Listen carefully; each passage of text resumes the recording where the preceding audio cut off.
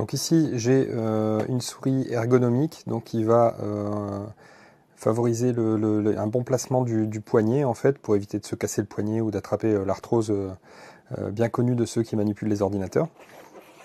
Alors on va ouvrir ça tout de suite.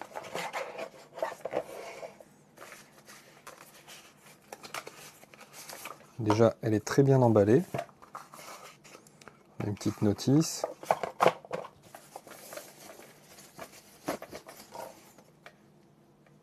Voici la souris.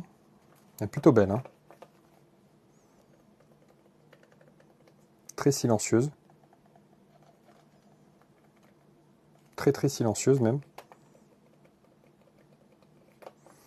Le petit dongle ici pour la connecter à l'ordinateur. Le bouton pour l'allumer. Ah donc elle est, il n'y a pas de pile en fait, ça doit être une batterie. D'accord. Et il y a 3 modes ici au-dessus. Alors les modes ici, c'est plutôt sympa parce qu'on a un mode donc USB, c'est-à-dire avec le petit adaptateur ici certainement. Et on a un mode, on a 2 modes Bluetooth en fait, Bluetooth 1 et Bluetooth 2, c'est certainement pour appairer la souris à 2 appareils différents, ce qui peut être bien si vous utilisez la souris sur deux PC. Ça peut être sympa, voilà, donc pour changer de mode, il suffit d'appuyer sur le bouton. Et puis on voit la souris se met en mode appairage, je pense que peut-être en laissant le doigt appuyé dessus. Non, elle est déjà en mode appairage en fait quand ça clignote, voilà. Je ne sais pas si vous voyez, mais c'est en train de clignoter. Et moi, je vais la laisser comme ça en USB puisque je vais utiliser le petit adaptateur qui est juste là. Alors, qu'est-ce que nous avons dans la deuxième boîte?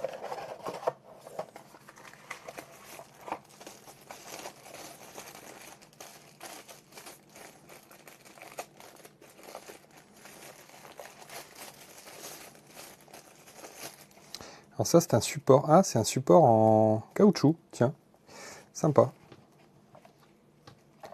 Pour placer la souris d'une certaine façon, certainement. C'est très bien. D'accord. D'accord, donc ici on a le petit ergot qui vient rentrer dans l'espace pour lui ici et qui permet justement de placer la main. Ouais, c'est très agréable, hein. Voilà, on a une bonne prise en main.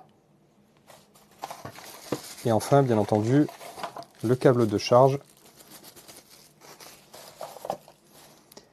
Il a l'air assez long, hein, d'ailleurs. Oui, je confirme. Je confirme. Il est bien long. Voilà, donc je vais tester cette souris, qui m'a l'air déjà très bien. Je vais la tester un petit peu plus longuement sur le PC. Et puis donc également essayer de faire un petit peu de jeu avec pour voir si éventuellement elle peut s'adapter à certains jeux, peut-être pas des FPS bien sûr, mais des petits jeux de stratégie ou des choses comme ça. Bref, je vais la tester et puis je vais donner mon avis.